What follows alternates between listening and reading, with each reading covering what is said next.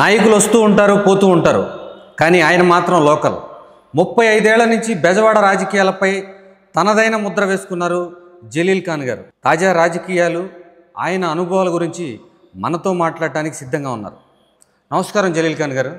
రమాకాంత్ గారు. తెలుగుదేశం ప్రభుత్వం వచ్చి ఏడాది దాటిపోయింది, ఎక్కడ వినబట్టలేదు, కనబట్టలేదు. ఏంటి వాస్తవం చెప్పాలంటే నేను చేసే సర్వీస్ ప్రజల కోసం చేయాలి, పేదోళ్ళకు అండగా ఉండాలి, వాళ్ళ అవసరాలు ఏమున్నాయో తీర్చాలి. ఈవెన్ అపోజిషన్ పార్టీలో ఎమ్మెల్యే ఉన్నా చాలా సమస్యలు పరిష్కరించగలిగాం. అది మా వాగ్దాటి అనుకో, లేదంటే మాకున్న పవర్ అనుకోండి. అపోజిషన్లో కూడా చంద్రబాబు గారు ముఖ్యమంత్రి ఉన్నప్పుడు విజయవాడ పశ్చిమ నియోజకవర్గానికి చాలా వరకు డెవలప్ చేయగలిగాం. దాని తర్వాత చంద్రబాబు గారు ఓ నెల రోజు అసెంబ్లీ జరుగుతుండగా మీలాంటి అగ్రెసివ్ నాయకులు ఎవరు లేరు, మైనార్టీస్లో మీరు రండి పిలవటం జరిగింది. మేము కూడా ఏంటంటే అపోజిషన్లోని నియోజకవర్గానికి న్యాయం చేయలేకపోతున్నాం కాబట్టి వెళ్దామనే ఆలోచనతో వచ్చాం. సరే, ప్రజలు ఏదో అనుకుంటారు డబ్బులు తీసుకొని వచ్చారని, ఎందుకంటే వాళ్ళు డబ్బులు డబ్బులు అనుభవించిన వాళ్ళు కాదు. మేము మొదటి చిన్ననాటి నుంచి కూడా డబ్బులు అనుభవించిన వాళ్ళం. వ్యాపారాలు కోట్లాది రూపాయల వ్యాపారాలు చేసాం.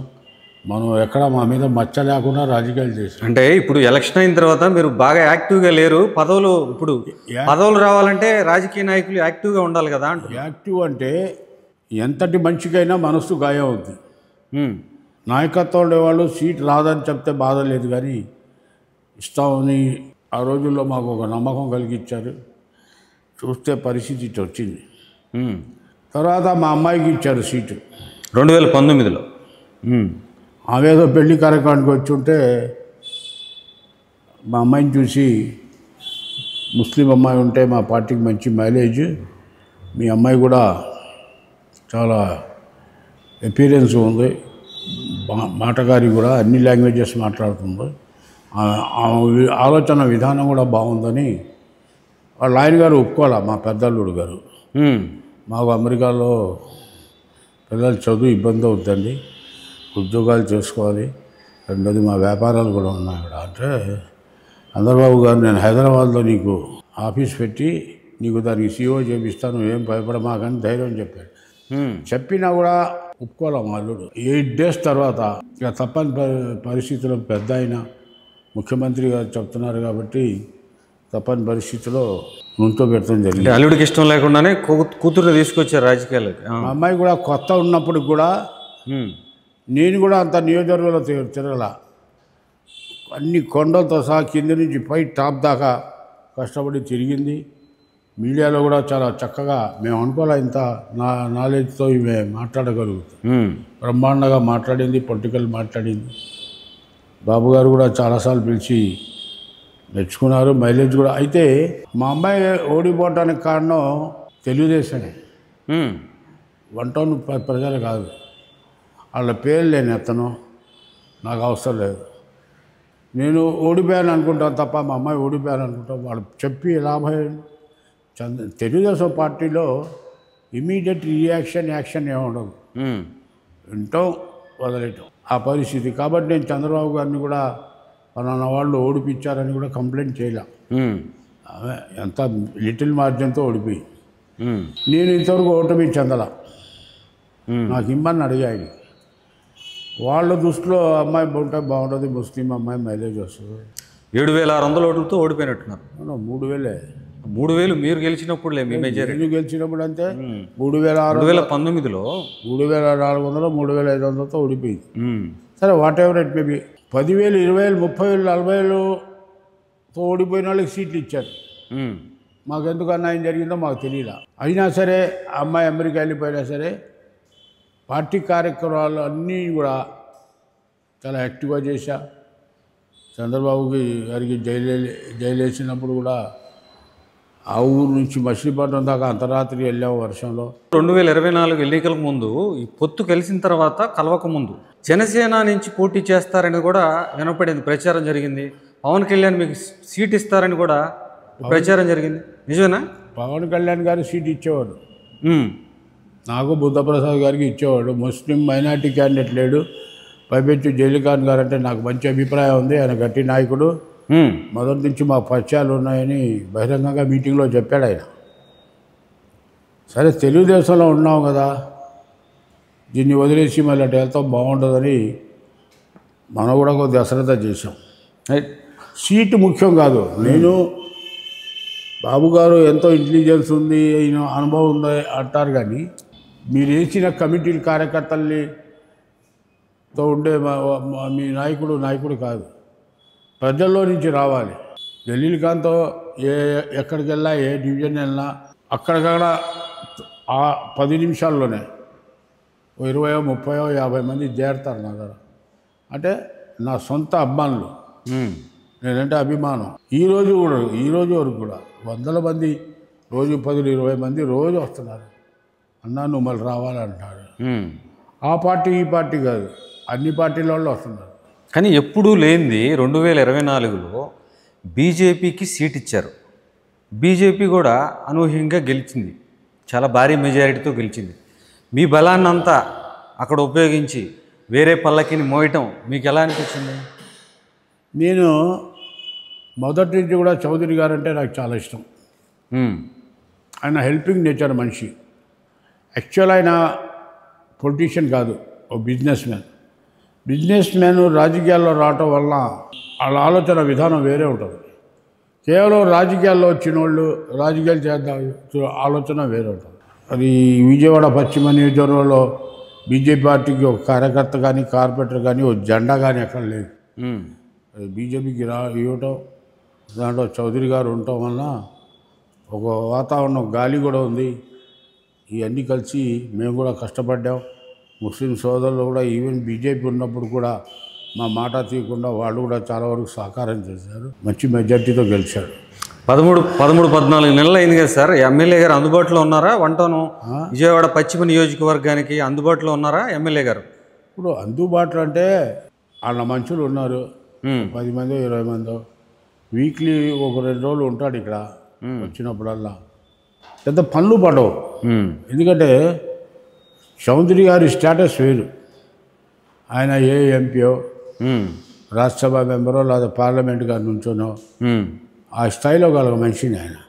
లేదా ఎమ్మెల్యే ఇచ్చారు, గెలిచారు, కనీసం మంత్రి ఇస్తే ఆయనకి ఎనీ టైం రాత్రి పగులు వర్క్ కావాలి. He wants busy. ఖాళీ కొంచెం మామూలుగా ఆయనకి ఇష్టం ఉండదు. పదవి సరిపోవట్లా. పదవులు ఏముంది ఎమ్మెల్యేకి పని? పెద్ద పని ఉండదు ఎమ్మెల్యేకి. నా మనసులో ఆయనైతే ఏమనుకుంటున్నాడో చౌదరి గారు నాకు తెలియదు, కానీ నాకైతే ఆయనకి సూటబుల్ పోస్ట్ కాదని నేను మొదటి నుంచి అంటున్నా. బాబు గారికి కూడా చెప్పా. మరి ఫ్యూచర్ ఎట్లా జరుగుతుందో చూడాలి. విజయవాడ పశ్చిమ నియోజకవర్గంలో ఎస్సీలు ఎక్కువ ఉంటారు, ముస్లిం మైనారిటీలు ఎక్కువ సంఖ్యలో ఉంటారు, బీసీలు ఎక్కువ సంఖ్యలో ఉంటారు. అయితే వీళ్ళందరినీ కాదని వేరే సామాజిక వర్గానికి చెందిన ఆయన్ని అది బీజేపీ తరఫున తీసుకురావటం, పైగా భారీ మెజారిటీతో 47,000 మెజారిటీతో గెలవటం చాలా ఆశ్చర్యంగా ఉంది. జనానికి కూడా చాలా ఆశ్చర్యం. ఒకటండి, అదే చౌదరి గారు కనుక క్యాండిడేట్ లేకపోతే నా ఆలోచన విధానం వేరే ఉండేది. చౌదరి గారు నాకు మంచి సన్నిహితుడు, 10 మందికి ఉపయోగపడతాడు, పేదోళ్ళకు కూడా ఆదుకుంటాడు అనే ఆలోచనతో ఎప్పుడైతే ఆయనకి 5ంటికి అనౌన్స్ చేశారో కంప్లీట్గా నా మైండ్ ట్యూన్ మారిపోయి చౌదరి గారు ఉన్నారు, చేద్దాం, సరే ఎవరైతే నియోజకవర్గం బాగుపడాలి. పరిస్థితి చూస్తుంటే ఆయనకి వర్క్ లేదు. ఈవెన్ ఒక విషయం నేను బాబు గారికి కూడా చెప్పా. ప్రభుత్వ అధికారులు ఏ రకంగా జగన్కి సహాయం చేశారు. అవుట్లెట్ రేపు మనకి గవర్నమెంట్ రాకపోతే మనకి నష్టం జరుగుద్ది, మా ఉద్యోగాలు పోతాయి, జైలు పాలు అవుతామని భయపడకుండా ఉద్యోగులు అంతా సహకరించారు జగన్మోహన్ రెడ్డి గారికి. ఈరోజు చంద్రబాబు గారు ప్రభుత్వంలో 60% అది ఏ శాఖ అయినా ఉంది, పోలీస్ డిపార్ట్మెంట్ అవని, ఇంకోటి అవని ప్రభుత్వానికి అనుకూలంగా గట్టిగా పనిచేయట్లా. కానీ ఒక మాట చెప్పండి, ఇప్పుడు 2009 ఎలక్షన్లో నుంచి తీసుకుందాం. 2009 ఎలక్షన్లో 153,000 మంది ఓటర్లు ఓటు హక్కును వాడుకున్నారు. 2014లో కూడా దాదాపుగా 1,54,000 వాడుకున్నారు. అలాగే 2019లో కూడా 1,53,000గా సుమారుగా ఇదే ఓటర్లు తమ ఓటు హక్కుని వినియోగించుకున్నారు. 2024లో 18,000 మంది ఓటర్లు అదనంగా తమ ఓటు హక్కును వాడుకున్నారు. కానీ మెజారిటీ చూస్తే 47,000 మెజారిటీ వచ్చింది. ఎలా సాధ్యమైంది? అది విజయవాడ పశ్చిమ నియోజకవర్గంలో గతంలో ఎప్పుడూ లేని సామాజిక వర్గంలో ఆ సామాజిక వర్గానికి సంబంధించి పోటీ చేసి బీజేపీ తరఫున అంత మెజారిటీతో గెలవటం ఇక్కడ ఎలా సాధ్యమైందంటారు? బీజేపీ పార్టీ గతంలో చాలాసార్లు ఇక్కడ కంటెస్ట్ చేసింది, డిపాజిట్ రాలా, ఎప్పుడు రాదు కూడా. అదే అంటున్నా, డిపాజిట్ రాంది ఎప్పటికీ రాదు అది. కానీ ఏంటంటే మేము అట్లా ప్రజల్లోకి తీసుకెళ్ళాం. Chowdary is a good gentleman, పేద వర్గాలు మధ్యతరగతి కుటుంబాలకు బాగా ఉపయోగపడతాడనే ఆలోచనతో మా వంతు మేము కష్టపడ్డాం. చౌదరి గారు కూడా పర్సనాలిటీ ఉంది ఆయనకి, దాంతో ఎట్టా గాలి కూడా ఉంది, ఎదురు గాలి నడుస్తుంది జగన్మోహన్ రెడ్డికి, దాంతో ఆయన బయటపడ్డాడు తప్ప మామూలుగా అయితే బీజేపీ పార్టీ ఇక్కడ రావటం 8-9 వేల కన్నా ఎక్కువ రావాలి. మీరు ఎలా కన్విన్స్ అయ్యారు? మీకు సీట్ లేదు, సుజనా చౌదరి గారికి ఇస్తున్నాం ఇక్కడ సీట్ అంటే, బీజేపీకి ఇస్తున్నాం అంటే మీరు ఎలా కన్విన్స్ అయ్యారు? నా వంతు నేను మా ముస్లింతో కానీ ఎస్సీలో కానీ, ఎస్సీలు కూడా నేనంటే చాలా అభిమానంగా ఉంటారు, ముస్లిమ్స్ ఎట్టాగా ఉన్నారు, నాకు వేరే క్యాస్ట్లో కూడా అట్లా టచ్ చేస్తున్నాయి. నేనంటే గౌరవించేవాళ్ళు చాలామంది ఉన్నారు, 100 శాఖల్లో. చాలామందికి ఇంటింటికి వెళ్ళి రాత్రి పగులు నేను వ్యాన్ ఎక్కి రోడ్ల మీద ప్రచారం చేసే వ్యక్తిని కాదు నేను. ఎక్కడైతే ఓటింగ్ ఉంటుందో పేద మధ్యతరగతి కుటుంబాలు ఉంటాయో వాళ్ళకి నచ్చచెప్పి, ఇప్పుడు వైసీపీ నుంచి క్యాండిడేట్ కుర్రోడు సరిపడు, even though is a Muslim, the candidature of the candidate is not correct అనే భావంతో ఆయన గెలవడం అనే ఆలోచనతో చౌదరి గారిని గెలిపిస్తే మా అందరికి ఉపయోగపడతాడా, నియోజకవర్గాన్ని బాగా చేస్తాడు, మంచి హైలీ ఇన్ఫ్లుయెన్స్ పర్సనాలిటీ అని చెప్పి మా వంతు మేము కృషి చేసాం. అది ఎంతవరకు జరిగిందో రిజల్ట్స్ని బట్టి తెలుస్తున్నాయి. ఇన్ ఫ్యూచర్లో నేను చంద్రబాబు గారికి కూడా చెప్పా, మంత్రి ఇస్తే ఆయనకి పదవి ముఖ్యం కాదు, ఆయనకి బిజీనెస్ కావాలి, మంచి బిజీ ఉండాలి. ఆయన మంత్రి ఇచ్చాడు అనుకోండి, చేయి నిండా పని ఉండేది, ఆ ఫైల్ అని ఈ ఫైల్ అని చాలా సమస్యల పరిష్కారం కూడా అయ్యాయి. క్యాండిడేట్గా ఆయన కూడా హ్యాపీగా ఉండేవాడు. ఆ ఎమ్మెల్యే ఇస్తే ఏముంటుంది? మీకు ఏదైనా బెనిఫిట్ జరిగిందా సార్? 2024లో మీరు సుజనా చౌదరి గారిని ఇక్కడ నిలబెట్టడానికి, మీరు ఒప్పుకోవడానికి మీకు ఏదైనా బెనిఫిట్ జరిగిందని ఒక టాక్, ఎంతవరకు నిజం అది? ఇప్పుడు పార్టీలో ఉన్నాం, తెలుగుదేశంలో అన్ని సినిమాలాగా చూస్తున్నా నేను. తెలుగుదేశం ఏం చేస్తుంది, వైసీపీ ఏం చేస్తుంది, ప్రజలు ఏం చేస్తున్నారు, సమస్యలు ఎక్కడ పరిష్కారం అవుతుంది. గతంలో ఇక్కడ ఉపేంద్ర లాంటి కరోనా నాయకుడు, చాలా సీనియర్ మోస్ట్ పొలిటీషియన్, ఆయన అల్లుడు రాజగోపాల్ మనకు అన్యాయం చేశారు. నేను ఓపెన్గానే ప్రెస్ మీట్ పెట్టి నిన్ను గెలవని ఉన్నా, ఎన్ని కాస్ట్ గెలవని ఉన్నా, గెలిచాడా? నువ్వు వెళ్ళిపోవాలి, ఆ బెదానికి గ్యారెంటీగా పారిపోతారు మా అల్లుడు అన్నాం, పారిపోవాలా. ఇప్పుడు వీళ్ళకి ఏం తెలుసు, కొంతవరకు సహిస్తాం. వీళ్ళు మనకన్నా అనుభవం కలిగిన వాడు కాదు, డబ్బులో నేను వెనకాడే మనిషిని కాదు, గౌరవం ఉంది ప్రజల్లో, మహిళల్లో కానీ, ఎస్సీలో కానీ, ముస్లిమ్స్ కానీ, బీసీలు కానీ, నాకున్న స్నేహాలు, నాకున్న పరిచయాలు, నేను పనిచేసి ఉన్న నియోజకవర్గంలో. అంటే పేద మధ్యతరగతి కుటుంబాలు. చంద్రబాబు గారికి కూడా 100 సార్లు చెప్తా, సార్ ఈ నియోజకవర్గం పేద నియోజకవర్గం, మీరు దీని మీద ఎక్కువ కాన్సన్ట్రేషన్ పెట్టండి అని చెప్తుంటా. ఇది కూడా ఎన్నికలు అయినాక మీరు చంద్రబాబు గారిని కానీ లోకేష్ గారిని కానీ కలిసారా? ఏం చెప్పారు? ఏమైనా హామీ ఇచ్చారా మీకు పదవి ఏదైనా ఇస్తామని? నేను అట్లా అడిగే వ్యక్తిని కాదు, అది ఇవ్వండి ఇది ఇవ్వండి, నియోజకవర్గ సమస్యలు చెప్తా వాళ్ళు ఇద్దరికి కూడా. నాకు పదవి వాళ్ళు ఇచ్చినా ఇవ్వనా నాకు పెద్ద ఖర్చు వచ్చేది ఉండదు. ఎమ్మెల్యే ఉంటే అది వేరు, ఎమ్మెల్యేలు చాలామంది చేశారు ఇక్కడ. నేను ఫాస్ట్ ట్రాక్ ఎమ్మెల్యే, ఆఫీసర్ని కలెక్టర్ దగ్గర కానీ, పోలీసు వాళ్ళ దగ్గర కానీ, మిగతా అధికారుల దగ్గర కానీ ఈ పని చేయాలంటే చేసి తీసుకొచ్చేవాడిని. అది ముఖ్యమంత్రి గారి సహకారంతో, మంత్రుల సహకారంతో. ఇప్పుడు ఆ వాతావరణం లేదు. ఏంటి మీకు అసంతృప్తి కలిగించింది ఏంటి? ఇప్పుడు అధికారులు సహకరించట్లా, పోలీసు వాళ్ళు సరిగ్గా చేయట్లా. మీ మాట వింటలేదా? నా మాట కాదు, నేను ఎంతవరకు చెప్తా ఒకటి రెండు చెప్తానేమో. లా అండ్ ఆర్డర్ ఎక్కడ ఫెయిల్ అయింది అనేది కూడా డీజీపీ గారు ఆలోచించాలి, ముఖ్యమంత్రి గారు చూడాలి, హోంశాఖ మంత్రి గారు చూడాలి. అన్నీ ఫెయిలే కదా. ఏమైంది? ఏడాది పాలన ఫెయిల్ అంటున్నారా మీరు? లా అండ్ ఆర్డర్ ఉండాల్సిన రీతిలో లేదు. ఉమ్, లా అండ్ ఆర్డర్ చంద్రబాబు గారి సమయంలో చాలా బుల్లెట్ లాగా ఉండాలి, ఉమ్. అట్లా లేదు. అంతకుముందు మార్కు కనపట్ల. ఇంతకుముందు డిసిప్లిన్ పార్టీ కదా Chandrababu, one of the discipline leader. Um, మరి అప్పుడు జరిగేది ఇప్పుడు జరగట్లా. 90ల నుంచి మీరు రాజకీయాల్లో ఉన్నారు. మీకు చాలామంది నాయకులతో సన్నిహిత సంబంధాలు ఉన్నాయి. ఎప్పుడు రాజశేఖర్ రెడ్డి కాంగ్రెస్ పార్టీలో చాలామంది సీనియర్ నేతలతో, అలాగే చంద్రబాబు నాయుడుతో కూడా జర్నీ చేశారు. ఎలా అనిపిస్తుంది గతంలో ఉన్న మీకు చెప్పుకోదగ్గ విజయాలు రాజకీయాల్లో ఏమున్నాయి?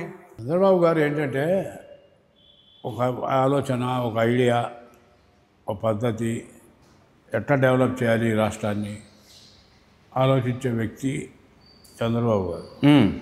రాజశేఖర్ రెడ్డి కాంగ్రెస్ పరిపాలన అదొక రకంగా ఉంటుంది. దాంట్లో స్వేచ్ఛ ఎక్కువ ఉంటుంది.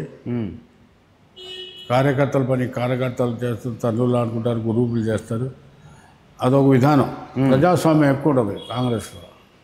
ఇక్కడ వచ్చేటప్పుడు బాబు గారు విజనరీ లీడరు, ఏ వస్తువు ఎక్కడ పెట్టాలో రాష్ట్రంలో ఆయనకి బాగా తెలుసు. ఆయనకన్నా అంత తెలిసి ఉన్న డెవలప్మెంట్ ఉన్న విజనరీ నాయకులు నాకు తెలిసి బహుశా భారతదేశంలో ఎవరు లేరు. కానీ కష్టం కూడా అట్టాగే పడతాడు ఆయన. రాష్ట్రెడ్డి కూడా పడలేడు ఆయన అంత కష్టం. పార్టీ నడపడంలో వచ్చేటప్పుడు అది సరిగా జరగట్లా, కొన్ని ల్యాప్సెస్ ఉన్నాయి. మీరు 2014లో వైసీపీలో గెలిచారు. వైసీపీలో గెలిచిన తర్వాత తెలుగుదేశానికి ఎందుకు వెళ్ళారంటే ఏం చెప్తారు? ఏమన్నా ఇప్పుడు రావటానికి కారణం ఏంటంటే ముఖ్యంగా ఫస్ట్ టైం గెలిచాం, అపోజిషన్లో ఉన్నాం, ఎదురు గాలిలో గెలిచాం మనం. గాలి ఉంటే కొట్టుకొచ్చినోడు కాదు నేను. సెకండ్ టైం కూడా గాలి ఎదురు గాలి, రెండు సార్లు కూడా ఎదురు గాలిలో నుంచున్నాం.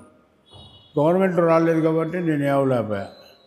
దాని తగ్గ నేను నా స్పీడ్కి కొంతమంది తట్టుకోలేక నా సీట్ రాకుండా చాలా ప్రయత్నాలు చేసిన వాళ్ళు ఉన్నారు పెద్ద లెవెల్లో. రాజకీయాల్లో ఇప్పుడు పివి నరసింహరావు గారి పిల్లలకే లేకుండా పోయింది. విజయభాస్కర్ రెడ్డి గారి పిల్లలు కూడా అదే పరిస్థితి.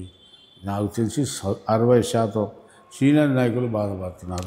మీరు ఇక్కడ వైసీపీని పెంచి పోషించారు, మొక్కలాగా నాటారు. ఈ నియోజకవర్గంలో దాన్ని ఒక చెట్టులాగా చేశారు. ఆ ఫలాలు వచ్చే నాటికి 2019కి మీరు అసలు పార్టీలోనే లేరు. ఎలా అనిపించింది? 2019లో ఒకవేళ వైసీపీలో కొనసాగితే మంత్రి పదవి వచ్చేది అనుకుంటున్నారా? ఈ సీజన్లో వేసిన పచ్చడి మళ్ళీ వచ్చే సంవత్సరం కూడా అదే టేస్ట్ రావాలంటే రాదు. వస్తుందా చెప్పండి. అట్లాగే జగన్మోహన్ రెడ్డి కోసం జిల్లాలో, కృష్ణా జిల్లాతో పాటు కోస్తా ఆంధ్రాలో పార్టీ కూడా పెట్టలేప్పుడు. జగన్మోహన్ రెడ్డి గారు నాకు నెల్లూరు కాడ ఒక పల్లెటూరులో పిలిపించి, వెళ్ళినన్నా నువ్వు మా నాన్నకి ఎట్లా తోడుకున్నావు అట్లా ఉండాలన్నారు. వారికి 2 నిమిషాలు వేరే విషయాలు చెప్పా. కాదు నేను ఎంత కష్టమైనా పడతా, నష్టమైనా పోతా, ఫైటే అన్నాడు. ఆ రోజు నుంచి ఆయనతో ఉన్నాం. పార్టీ పేషెంట్ అయ్యా. విజయవాడ పశ్చిమ నియోజకవర్గ చరిత్రలో 20 డివిజన్లు ఉంటే 18 మంది కార్పొరేటర్లు గెలిపించా. Out of 20 18. మీరు అంత శ్రమ పడినా ఉపయోగం లేకుండా పోయిందిగా. ఇప్పుడు ఉపయోగాలు అనేది కొంతమందికి అవి ఉపయోగాలు, నేను ఉపయోగాలు ఆలోచించాను. అంటే తెలుగుదేశంలో పదవి వస్తుందని వెళ్ళారా? అప్పుడు పదవి ఏముంది సార్, పదవి ఉన్నా లేకపోయినా ఎమ్మెల్యే ఉన్న అన్నవాడు వాడు పని చేయించుకోలే క్యాపబిలిటీ ఉండాలి. ఆ క్యాపబిలిటీ నా దగ్గర ఉందని నేను అనుకుంటున్నాను. పదవి ఉన్నా లేకపోయినా ఏముంది, పదవి ఇస్తే ఏదో చైర్మన్ ఇస్తారు, ఇప్పుడు డబ్బులు సంపాదించాలి ఆలోచన మాకు లేదు. భగవంతుడు ఇచ్చింది ఏదో కాస్త కూస్తా ఉంది. మరి అటువంటి పదవులతో పని ఉంటుంది. జగన్ అందగాడని చెప్పారు. మరి పార్టీ నుంచి వెళ్ళిపోయిన తర్వాత ఎప్పుడైనా పశ్చాత్తాపడ్డారా? నేను ఏం కామెంట్ చేయలే. నేను ఒకటే తప్పడుగు వేస్తున్నాడని నేను భావించా. ఆయన అదే అమరావతిని రాజధాని కింద పెట్టి చంద్రబాబు గారు చేసిన పనులని పగలగొట్టడం, దాన్ని ముట్టుకోకుండా ఉండటం, దాన్ని ఇది చేయటం కుండా ఉండి ఆయన విధానంతో ఆయన పరిపాలించుకుంటే బాగానే ఉండేది. అమరావతికి అనుకూలంగా ఉండుంటే బాగుండేది. ఒకటిగా చంద్రబాబు గారు ఏం చేస్తే దానికి అపోజిట్ చేస్తాడు ఆయన. దాంతో ఆయన కాళ్ళ మీద దెబ్బేస్తున్నాడు. యంగు. ఉమ్, కాబట్టి అవకాశాలు ఆయనకు ఉండేది. రెండోది చరిష్మా కలిగిన నాయకుడు. ఉమ్, ప్రజలు వస్తారు, యూత్ వస్తారు, కుర్రోళ్ళు వస్తారు. ముఖ్యంగా ఈ ముస్లిం దళిత వర్గాలన్నీ ఈనాటి వరకు కూడా జగన్కి ఎక్కువ చూపు ఉంది వాళ్ళకి. ఉమ్. అదేలే మాస్లో ప్రజాదరణ ఉంది. పరిస్థితులు గమనిస్తున్నా నేను. 1 year అయింది. మరి నాయకత్వం ఏం ఆలోచిస్తుందో, ఉమ్, వాళ్ళ ఆలోచన విధానంలో గుర్రం గాడిది ఒకటే అనుకుంటే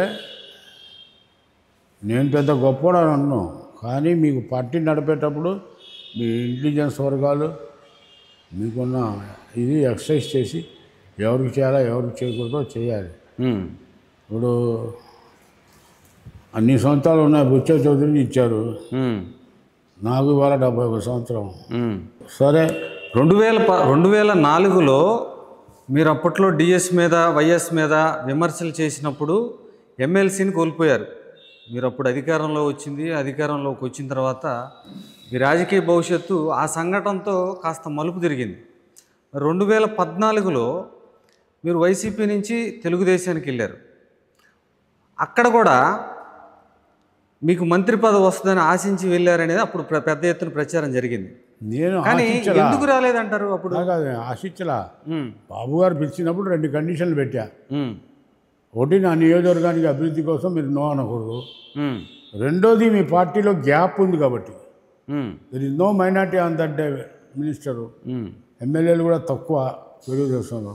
ఉమ్, మీరు ఎమ్మెల్యేగా మీ నాయకత్వంలో నాకు మంత్రి కావాలి. అది చెప్పులు కొట్టుకునే పోర్ట్ఫోలియో ఉన్నా పర్వాలా, ఉమ్, ఒక మంత్రి అనిపించండి అన్న. ఉమ్, చేద్దామన్నాడు ఆయన. ఏమైంది తర్వాత? ఇది ఉమ్, సరే, అప్పుడు నేను ఒకటే చెప్పా, సార్ మీరు బాధపడమాకండి, మీకున్న టెన్షన్స్, మీకున్న ప్రెషర్స్ మీకు ఉంటాయి. కొద్దిగా మా నియోజకవర్గానికి ఇప్పటికీ బాగా చేస్తున్నారు, ఇంకా కొంచెం చేయండి సార్ అని చెప్పి నా పనిలో నేను వెళ్ళిపోయా. 35 నుంచి రాజకీయాల్లో ఉన్నారు. 35 సంవత్సరాల నుంచి మంత్రి కాలేకపోయారని ఏదన్నా బాధ ఉందా మీకు? మంత్రి కన్నా ఎక్కువ గౌరవం ఉంది సార్ నాకు ప్రజల్లో. ఇప్పుడు మొన్న కరోనా వచ్చింది, ఆ మంత్రి ఉండేవాడు. నేను నా చుట్టాల్లో ప్రెస్లో కాదు, హైదరాబాద్ నుంచి కూడా నాకు వచ్చి, రాష్ట్రంలో నలుమూలల నుంచి వచ్చి ఎవడో చెప్తే, అయ్యా కరోనా వచ్చింది, మాకు ఫలానా హాస్పిటల్లో బెడ్ దొరకట్లేదు, లేకపోతే లక్షలు అడుగుతున్నారు. అటువంటి దాదాపు 90-80 మందిని కరోనాగా హాస్పిటల్లో చేర్పించి, వాళ్ళకి ఇప్పుడు వేరే చోట అయితే 10, 12, 14, 15 లక్షలు కూడా ఖర్చు పెట్టాడు. నేను ఓన్లీ 1,50,000లో పేషెంట్ని జారీ చేయించా. దేవుడి వల్ల, అల్లాదే వల్ల బాగుపడి చక్కగా ఉంటున్నాడు. ఇప్పుడు పోయిన ప్రభుత్వాన్ని చూశారు, చంద్రబాబు గారి ప్రభుత్వాన్ని చూశారు.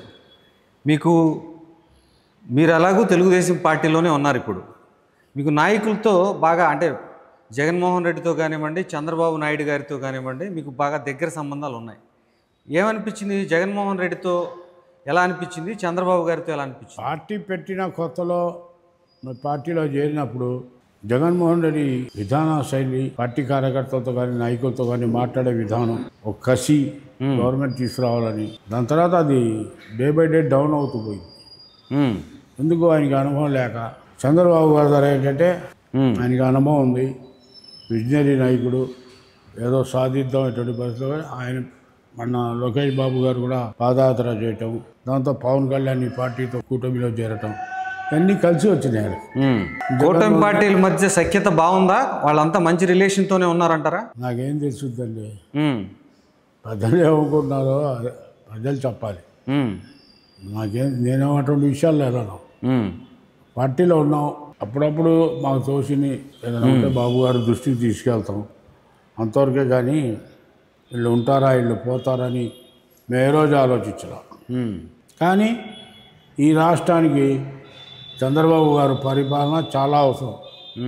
ఈసారి కనుక తేడా వస్తే అభివృద్ధి అనేది ఇక మా రాష్ట్రంలో జరగదు. ఆయన ఒక విజనరీతో పోతున్నాడు. ఏ దశకు వస్తుందో నేనైతే చెప్పలేను, కానీ బట్ రాష్ట్రం అభివృద్ధి అవ్వాలి అనేక కోణాల నుంచి అంటే చంద్రబాబు అవసరం. 35 సంవత్సరాల నుంచి రాజకీయాల్లో ఉన్నారు. మీకు పశ్చిమ నియోజకవర్గానికి సంబంధించి మీరు చేసిన కృషి ఫలితంగా ఈ ప్రాజెక్టులు వచ్చాయని కానీ ఈ డెవలప్మెంట్ జరిగిందని కానీ ఏం చెప్తారు? ఎన్ని విజయాలు ఉన్నాయి మీకు మీ ఖాతాలో? పశ్చిమ నియోజకవర్గంలో చూస్తే గతంలో మున్సిపాలిటీ వాళ్ళు కూడా ఊడ్చడానికి వచ్చేవాడు. అన్ని రోడ్లు గొంతుకులు గితుకులు అన్నీ ఉండేవి, లైట్లు ఉండేవి కావు, మంచి సౌకర్యం ఉండేది కాదు. ఫ్లైఓవర్ కింద ఏటీఎంయూడి ప్లాంట్ వేసింది చంద్రబాబు గారు. అమ్మవారి గుడి కాడ ఫ్లైఓవర్ కట్టింది చంద్రబాబు గారు. కంట్రోల్ రూమ్ కాడ నుంచి మళ్ళీ వినాయకుడి గుడి దాకా ఫ్లైఓవర్ వేసింది ఆయనే. బెంచ్ కంపెనీ కాడ ఫ్లైఓవర్ వేసింది ఆయనే. మరి కొన్ని పార్టీలు అధికారంలోకి వచ్చినాయి కదా, ఈ రాష్ట్రంలో వాళ్ళు చేయలేదే, చంద్రబాబు గారే చేశారు. విజయవాడలో ఏ వస్తువు తీసుకున్నా, కృష్ణా జిల్లాలో ఏది చేసినా అది చంద్రబాబు గారే చేయగలిగారు. ఇప్పుడు మీరు ఇక్కడ నుంచి మచిలీపట్నం వెళ్తారు, ఆ రోడ్లంతా వైండింగ్ ఎవరు చేశారు? ఇంత రిస్క్ అయిన పని మొత్తం వాళ్ళ జాతికి సంబంధించిన ప్రాపర్టీస్ అయినా సరే కేర్ చేయకుండా రోడ్లన్నీ వెడల్పు చేసి మీ నియోజకవర్గం వెనకబాటుకు గురైంది. విజయవాడ నగరంలో విజయవాడ సెంట్రల్తో పోల్చుకుంటే, తూర్పు నియోజకవర్గంతో పోల్చుకుంటే పశ్చిమ నియోజకవర్గంలో మంచి ప్లేసులు అంటే పార్కులు కానివ్వండి, లేకపోతే ఆట స్థలాలు కానివ్వండి, వాకింగ్ ట్రాకులు కానివ్వండి, ఈ డెవలప్మెంటు పశ్చిమ నియోజకవర్గంలో లేదు అనేది విమర్శ. ఇప్పుడు ఫ్లైఓవర్లు కానివ్వండి, కనెక్టివిటీ కానివ్వండి, బీఆర్టీఎస్ రోడ్డు కనెక్టివిటీ కానివ్వండి, పంజ సెంటర్ ఫ్లైఓవర్ కానివ్వండి, పూర్తి స్థాయిలో లేదు అని అట్లా అంటానికి వీలు లేదు. కానీ చాలా వరకు డెవలప్ అయింది. ఇప్పుడు బస్టాండ్ కాడ, పాత బస్టాండ్ కాడ లూలు ఆయనకి ఇప్పుడు స్థలం కూడా కేటాయించడం జరిగింది. రైట్ సైడ్ వైండింగ్ చేసి బ్రహ్మాండమైన రోడ్డుగా 1.5 yearలో తయారవుతుంది. లులు మాల్కి సంబంధించి భూ కేటాయింపుల్లో చాలా విమర్శలు వస్తున్నాయి. అంత భూ కేటాయింపులు అలా ఆ స్థాయిలో జరగటం అంటే వాళ్ళ పెట్టుబడులేం తక్కువ, కానీ అక్కడున్న భూమి రేట్ ఏమో ఎక్కువ అంటున్నారు. దాన్ని మీరు సమర్థిస్తారా? లులు కేటాయింపులు సమర్థిస్తారా? బ్రహ్మాండంగా. ఎందుకంటే బస్ డిపో పెట్టారు కదండి, ఆడ ఏం వర్క్ ఉండదు. బస్ డిపోలకి బొచ్చుడు అన్ని స్థలాలు ఉన్నాయి భవానీపురం వైపు. ఇప్పుడు ఆల్రెడీ కొత్త బస్ స్టాండ్ కూడా డిపోలు ఉన్నాయి. బస్ స్టాండ్ పెద్దది, మంచి కాస్ట్లీ బస్ స్టాండ్ ఉన్నది. అది ఖాళీగా ఉంది కదా, అది అందుకని ఇస్తున్నారు. దానివల్ల మీకు కంట్రోల్ రూమ్ కాడ నుంచి చల్లేపల్లి బంగ్లా దాకా రోడ్లన్నీ వైండింగ్ అవుతాయి. కంట్రోల్ రూమ్ బ్యాక్ కృష్ణంక కలిసేది బ్యాక్ రోడ్డు ఉంది. ఆ రోడ్డు ఈ రోడ్డు కలిస్తే ఎంత వెడల్పు అవుతుంది? డెవలప్ అవుతుంది బాగా. డెవలప్మెంటే కదా అది. ఆ కెపాసిటీ చంద్రబాబు గారు. ఇప్పుడు వైజాగ్ అంటే ఏంటంటే, వైజాగ్లో మైగ్రేషన్ ఎక్కువ. స్థానికంగా ఈ రాష్ట్రాలకు ఉన్న తెలుగు ప్రజలు లేరు అక్కడ, చాలా తక్కువ పర్సెంటేజ్, మైగ్రేషన్ ఎక్కువ. రెండవది, ఏరియా పరంగా విజయవాడ సిటీ వైజాగ్ కన్నా చిన్నది ఉన్నప్పుడు కూడా వ్యాపార పరంగా 100 times వైజాగ్ కన్నా ఎక్కువ వ్యాపారం అవుతుంది. ఒక రకమైన వ్యాపారం కాదు, బట్టలు కానీ ఏమండి, ట్రాన్స్పోర్ట్ కానీ, ఏ క్వశ్చన్ అయినా వేయండి, మంచి బిజినెస్ సెంటర్ ఇది. దీన్ని ఇంకా డెవలప్ చేసుకుంటే చాలా రాష్ట్రానికి ఉపయోగపడుతుంది. ఇప్పుడు చంద్రబాబు తీసుకున్న రిస్క్, ఆయనకు కూడా ఇంత డబ్బు ఖర్చు పెట్టుకోవాల్సిన అవసరం లేదు. అది చక్కగా వైజాగ్లోనే పెట్టుకోవచ్చు. ఆయన ఆలోచన అది కాదు. మెడ్రాస్ నుంచి వైజాగ్ వెళ్ళాలంటే 1 day అవుతుంది, హైదరాబాద్ నుంచి వైజాగ్ వెళ్ళాలంటే 1 day అవుతుంది, కలకట్టా నుంచి రావాలన్నా 1.5 day అవుతుంది. అన్నిటికీ సెంటర్ ప్లేస్. రెండోది, ఇక్కడ ఉన్న రైల్వే ఫెసిలిటీ, పార్సల్కి కానీ ప్యాసింజర్కి కానీ అన్ని ప్లాట్ఫారాలు ఈ రాష్ట్రంలో ఎక్కడ లేవు. ఇవన్నీ ఇదే కదా. చంద్రబాబు ఉన్నారు కాబట్టి కర్ణాటకలో వాళ్ళ సామాజిక వర్గాలకి సంబంధించిన పొలాలన్నీ తీసుకొని వీలైనంత వరకు విస్తరణ చేశారు. చేయటంలో ఆయన తర్వాతే అభివృద్ధి చంద్రబాబుతోనే సాధ్యం అంటారు.